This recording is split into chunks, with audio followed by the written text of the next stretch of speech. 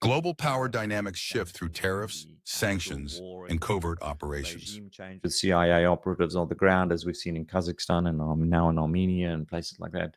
Anyways, so that I suspect was a large underpinning to a lot of the why this has been this cooperation has actually been, from what I can tell, quite successful. It certainly had a huge turnout in that. So, look, this is just more of the same. I think you're going to continue to see a lot of these countries that will start aligning with one another in terms of trade, and then ultimately, at some point, potentially on a military basis too, because that's really, trade only happens when you have the ability to protect that trade, and that requires military force. And so, historically, that's the trend that you move towards. And yeah, so then the question then it just becomes, how do you allocate your capital, and who, where, how, and what, and that's all the things that we try to cover.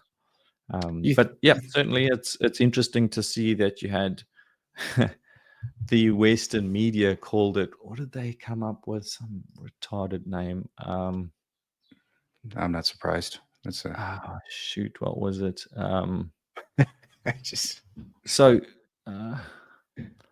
oh, that's right. It was, I think it was CNN who came out. Oh no, Sky News. They called it the axis of upheaval, and there's a I'm good like, one. oh, and in the article they said they were seeking to bring chaos to the world, and it just made me giggle a Can't little bit, because certainly if you looked back, and I'm a Westerner, you're a Westerner. If you look back over the last, 40 years, who's been seeding chaos?